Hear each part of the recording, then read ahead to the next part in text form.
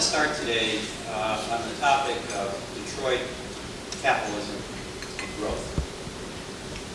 I want to start from a very personal perspective because I'm not a recent visitor to Detroit. Detroit has played really the other city's role in my life, if you will. In the late 1920s, my great-grandfather sent my grandfather to Detroit to start a heat treating company on 4th Street. He came from Syracuse to come here. Now some of you will smile, some of you will probably laugh a little bit, because if you lived in Syracuse, you thought you were going to become Detroit. Franklin Motors had begun there in 1899, 4 years before Henry Ford began to build his car. When the Depression came, Franklin was the third largest selling car in the United States. In Syracuse, the light rollway bearing company was established, building clutches for General Motors and other companies. They became part of General Motors. In fact, in my own case, my father went to GEW, which I think now is known as Federal University. That business went bust in the Depression. Everyone went back to Syracuse. But as a little boy at Christmas time, wonderful stories were told of our family sojourn in Detroit. The lovely neighbors, the beautiful city, the wonderful stores, and of course in my family's case, the experience of having had Reinhold Niebuhr as their young pastor at the Lutheran Evangelical Church. In 1975, I married into Detroit. My wife grew up here. Her family had come from Detroit. Excuse me, her family had come from Virginia some years back. Her grandfather had come from Virginia Tech to work at Detroit Edison, the home, of course, of Henry Ford, electrify Michigan and electrify the city. He was the first of a long, long line of people who traced their beginnings to the very founding of the colony of Virginia to come to Detroit, or indeed, of all their family, to leave Virginia. Indeed, you can imagine it with some pull. It brought a man whose first name was Virginius to Detroit. The son stayed and worked for Detroit Edison. And now the Browns of Virginia are in their 4th generation of living in metropolitan Detroit. Now why do I start there? Because sometimes people in Detroit don't really know the powerful history and the draw and the gravitation that brought people from all over the world, not just the nation, to this city. This was America's most entrepreneurial city. This was America's wealthiest city. In 1926, the average tax return from the city of Detroit was $206. In 1926, the average return from the citizens of Manhattan was $60. This was America's richest city. This was the promised land. This was what the future would look like. This is why the world came to study America through the experience of Detroit. Now in 1960, in many regards, I think we reached the high water mark. I always think of 1960 as the critical moment when the forward look of the late 1950s was magnificent, beautiful cars.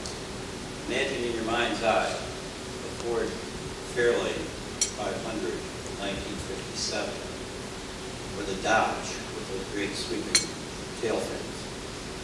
And then fast forward to 1962 or 3, the truly ugly creation that came out of Detroit.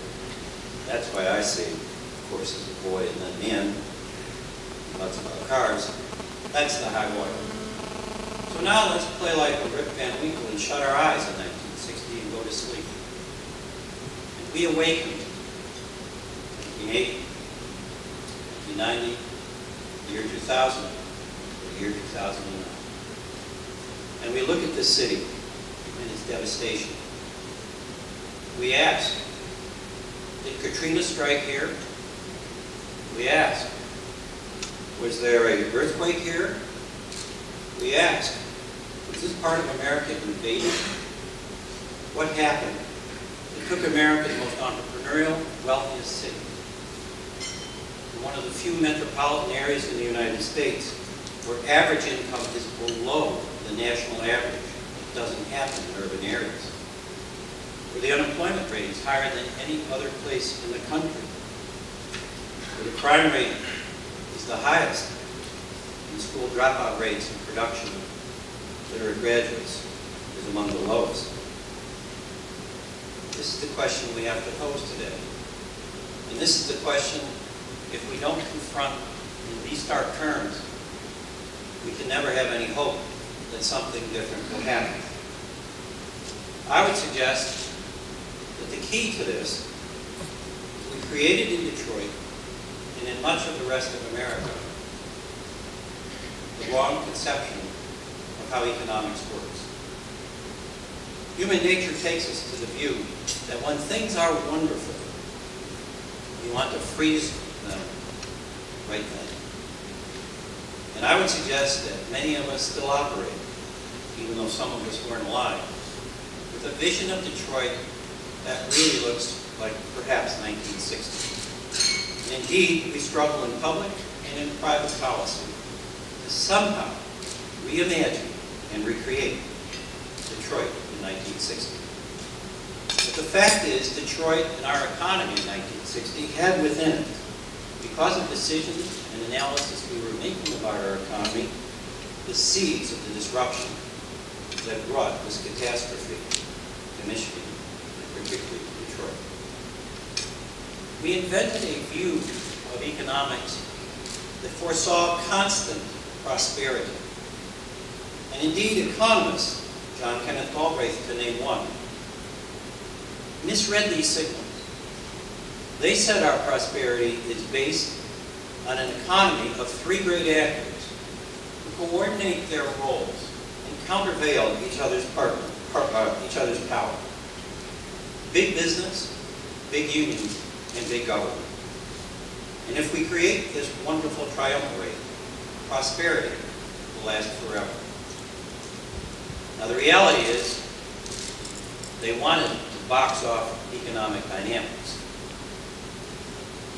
And they did a pretty good job of it. Galbraith, as late as 1984, wrote that the age of the entrepreneur, that is, the person who made Detroit, is over. All industrial innovation will happen in large commercial laboratories. Paul Samuelson said much the same thing. And indeed, in 1984, John Kenneth Galbraith goes to the Soviet Union and writes in the New Yorker that the Soviet Union should become a model for the United States in terms of its central planning. He sees solid, well-fed citizens on the streets of Moscow, and like so many others, choose not to see the shortcomings, the poverty, the starvation, the deprivation all around them.